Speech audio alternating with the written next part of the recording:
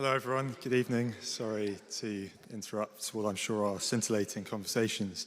Tom has just informed me that the burger break will be after my talk, so you'll have to endure listening to me before you have your burger, your next burger. Thanks so much for coming, really good to see you all. We're looking today at what's a really wonderful and encouraging psalm, Psalm 121, and it's full of many encouragements, and may the Lord speak to us through his word as we look to unpack its many riches. And so let's give it a read. Psalm 121 can be found on page 516 of the Church Bibles. 516, Psalm 121. A song of ascents. I lift up my eyes to the hills. From where does my help come? My help comes from the Lord, who made heaven and earth. He will not let your foot be moved. He who keeps you will not slumber. Behold, he who keeps Israel will neither slumber nor sleep. The Lord is your keeper. The Lord is your shade on your right hand. The sun shall not strike you by day, nor the moon by night. The Lord will keep you from all evil. He will keep your life. The Lord will keep your going out and your coming in from this time forth and forevermore. Now, the opening question of this psalm raises a question that is foundational to our humanity. From where does my help come? But to ask such a question relies on an acceptance that we actually need help, which is not always something that goes in line with the prevailing currents of our culture. Self-sufficiency, self-help, self-reliance, a sort of relentless insistence on the importance of high performance in the workplace are all the rage of the day. And in many respects, perhaps especially publicly, asking for help can be seen as a sign of weakness. But acceptance that we need help, along with the very clear answer given in this psalm that help comes from the Lord, the creator of the heavens and earth, verse 2, is a foundational scriptural truth from Genesis right through to Revelation, and also a crucial theme within the Psalms themselves. Now, I'm sure I'm not alone amongst this room in looking forward to, when we get to the end of the year, the results of Spotify Wrapped, seeing sort of who's my most listened to artist, most listened to genres, themes, etc. I know for some of you that might involve sort of sharing on your Instagram story that for the 5th consecutive year, Taylor Swift has come out on top, or for the more avant-garde amongst us, it might be 17th century sea shanties. But as a disclaimer, I should say I fall in neither camp. But if we were to imagine a Spotify Wrapped of the Psalms, these songs that form part of the Psalms that are sung around the world in many churches to this day, what would the results be of the psalmist Spotify Wrapped? And I think there's a very strong case to be made that this idea of drawing help and confidence from the Lord being the creator would be a key theme that would come out quite high on top. To refer to one of many potential references to this theme throughout the Psalms, Psalm 95 speaks of how, for the Lord is a great God and a great King above all gods. In his hands are the depths of the earth. The heights of the mountains are his also. The sea is his, for he made it, and his hands formed the dry land. O come, let us worship and bow down. Let us kneel before the Lord, our Maker, for he is our God.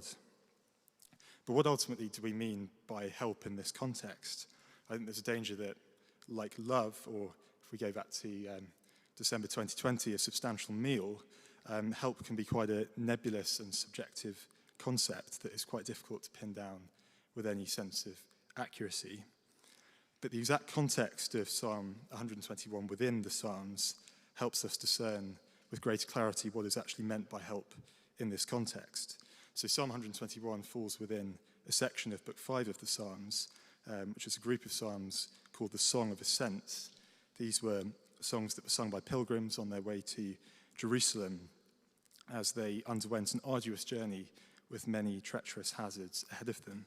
I think you see that straight away in verse 1, where the psalmist says, I lift up my eyes to the hills that surround Jerusalem, the treacherous and intimidating terrain that they would have to cross to get to their destination.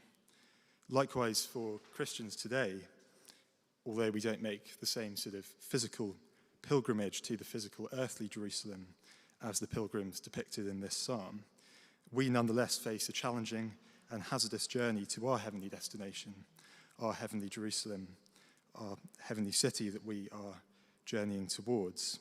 In many respects, this constitutes a spiritual battle in which there are many temptations and dangers and threats that might bring us off path and prevent us from reaching our destination. And so the help described here is really for the Christian wondering, how on earth am I going to get through the Christian life to the heavenly city unscathed and in one piece? And ultimately, Psalm 121 is a psalm of confidence for the Christian as the Christian progresses through his or her journey and faces uncertainty, suffering, and many challenges. The Creator of heaven and earth has promised to keep us and to help us safely home. And you'll see on the talk outline, I've prefaced the two main points with sort of question, why is it that we can derive so much confidence from the fact that our help comes from the Lord? And I've put together 2 points, the first of which is that he is the Creator God. So the Lord is our Creator. By definition, therefore, there is no challenge or threat that we face that is bigger than God. So referring back to Psalm 95, it speaks of how the Lord is a great king above all gods. And so therefore there is no man-made self-help manual which can compete, no other authorities, whether secular or supposedly spiritual, which can compete with the all-encompassing nature of the Creator God, the Lord's help. I think it's striking, looking through the language used in this psalm, just the sheer totality of God's help. Verse 4, he does not sleep or slumber. So in many respects, it's actually God's insomnia that makes him such a great bodyguard. He will never be caught sleeping on duty, or like the defender that Roy Keane lambasts for being asleep on duty on Sky Sports. Verse 6, he watches over us by day and by night. The sun shall not strike you by day, nor the moon by night. He watches over all our movements, verse 8, our goings out, and our comings in. He even, verses 5 to 6, protects us from the scorching sun with shade.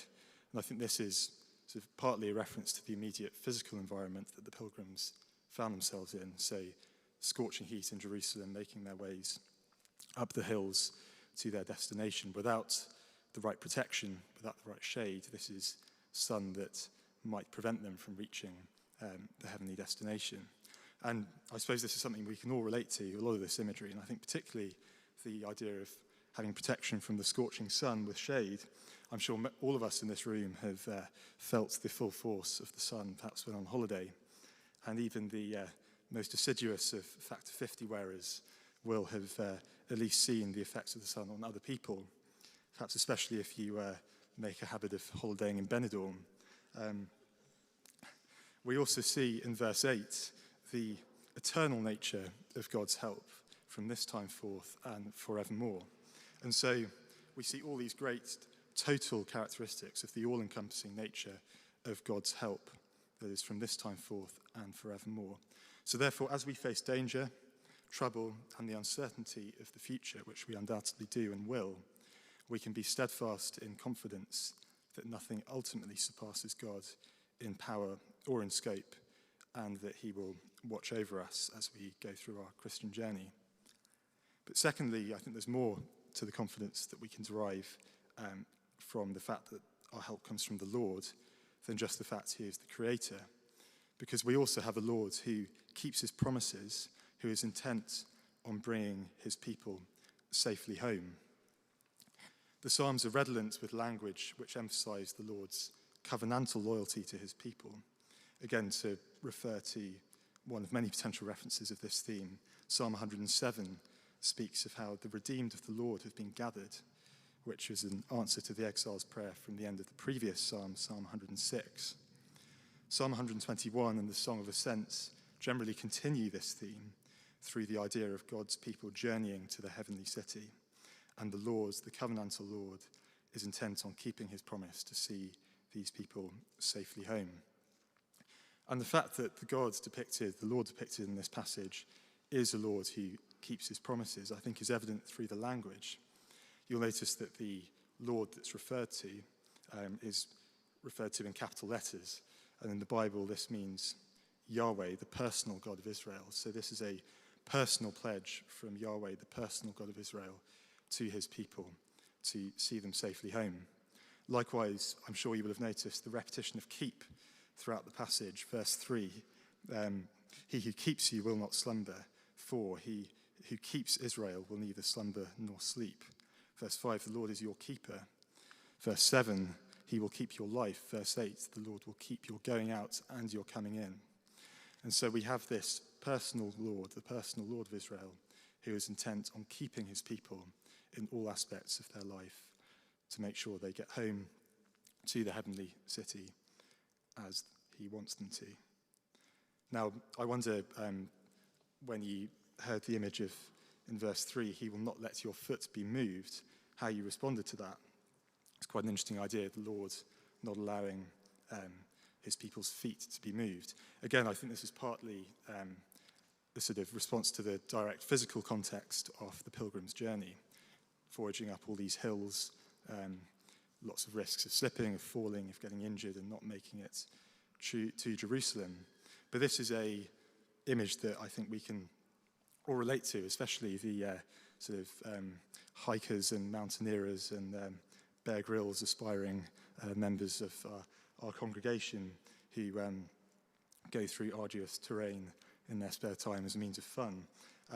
I recently experienced in a small way my feet being moved whilst in such a context. I was down in the South Downs with a few friends from uni, and being as it is, the South Downs, the cradle of the English sparkling wine industry, I took what I thought was the perfectly rational and logical decision that this would be a weekend purely consisting of going from vineyard to vineyard and tasting room to tasting room and farm shop to farm shop, all of course with the help of our designated driver.